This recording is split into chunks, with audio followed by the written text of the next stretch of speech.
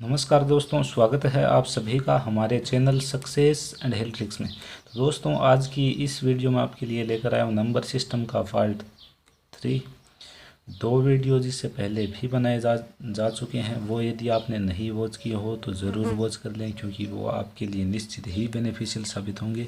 और दोस्तों, यह नोट्स की सीरीज चल रही है, ठीक है, जिसे मैं कंटिन्यू कर रहा हूँ। देखना है कैसा रिस्पॉन्स मिलेगा। अभी तक तो कोई, मैं कहूँ कि नील रिस्पॉन्स है तो बिल्कुल सही होगा, कुछ भी गलत नहीं होगा। तो चलिए ज़्यादा वक्त न लेते हुए वीडियो को स्टार्ट करते हैं। देखिए, विषम संख्याएं, ठीक है, यानी कि ओड नंबर्स, जिन संख्याओं को इकाइयाँ, ये सब कुछ आपको पता है तो मैं नहीं बताने वाला, क्योंकि आप कहोगे कि यार ये तो हमें पता है, ये दूसरी वाली लाइन भी आपको पता है, ठीक है, ये सब कुछ भी आप जानते हो। अब यहाँ से शुरू करते हैं।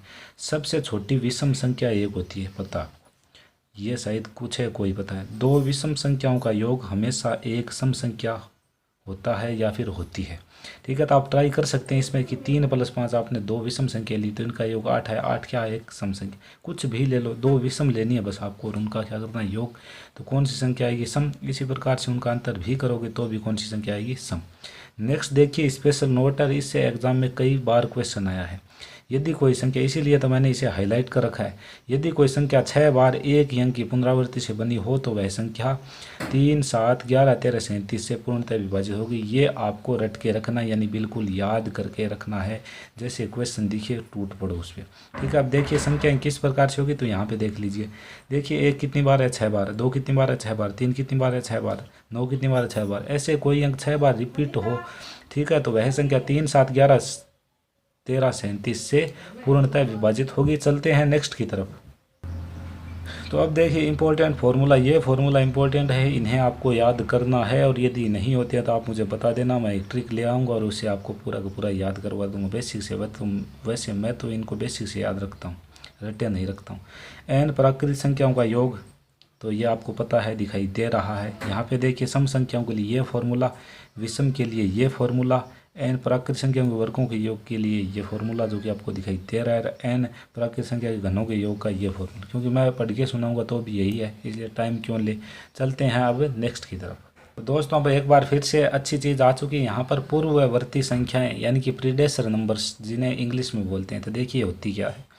दी गई संख्या से ठीक पहले आने वाली संख्या उनकी पूर्ववर्ती संख्या कहलाती है। या फिर सेकंड डेफिनेशन ये है कि दी गई संख्या में से एक घटाने पर प्राप्त संख्या उसकी पूर्ववर्ती संख्या कहलाती है। एग्जाम्पल से ज़्यादा बेटर समझ में आएगा, तो मैं यहाँ पे पूछ रहा हूँ आपसे कि 9 की पूर्ववर्ती संख्या कौन सी होगी।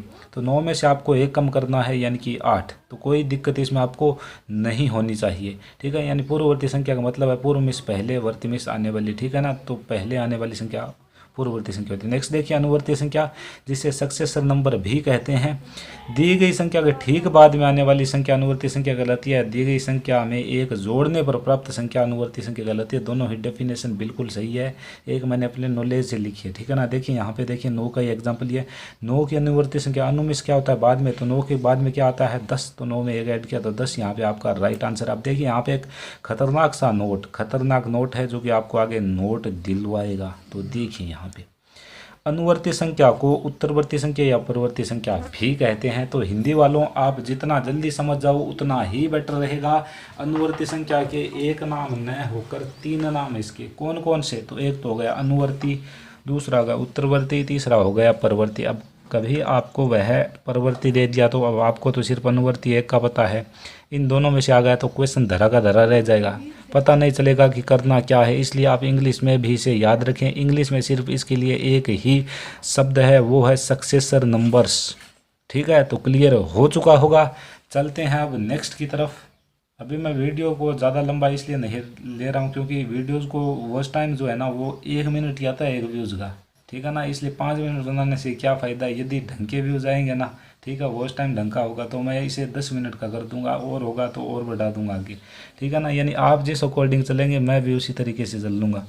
परिमेय संख्या, यानी कि रेशनल नंबर्स, वे संख्या जिन्हें P/Q के रूप में लिखा जा सके, परिमेय संख्या, ये इस तरीके से। तो इसे आप बोलोगे यार इसे तो P/Q के रूप में लिखा ही नहीं गया। अरे लिखा गया यार, इसके बट्टे में मैं 1 लगा सकता हूँ, इसके बट्टे में भी 1, ठीक है। तो इन जिन्हें असर के रूप में हम लिख सके, लेकिन एक ध्यान में रखिए हर जो है यानी कि क्यू वो आपका 0 नहीं होना चाहिए, 0 के बराबर नहीं होना चाहिए, इस बात का स्पेशली ध्यान रखें, ठीक है। देखिए आगे आ चुकी है अपरिमेय संख्या यानी कि इरेशनल नंबर्स। ऐसी संख्या जिन्हें पी बटा क्यू के रूप में नहीं लिखा जा सके अपरिमेय संख्या कहलाती है। सभी को पता है, सभी को पता है और मुझे भी पता है। अब देखते हैं नोट में क्या खास है। तो यहाँ पे देखते हैं हम नोट जिनका कोई निश्चित एंड यानी कि अंत न हो, जैसे कि पाई। पाई का आप बता दीजिए कोई निश्चित अंत है?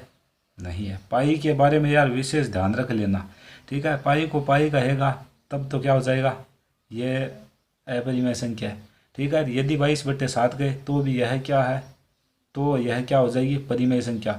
लेकिन यदि इसका मान दे देना वो 3.147 आगे तक चलता जाए, ठीक है, तो यह अपरिमेय संख्या रहेगी। और इसका मान यदि 22/7 बोले तो यह अपरिमेय होगी। ध्यान से सुन लेना वरना क्वेश्चन हो जाएगा गलत।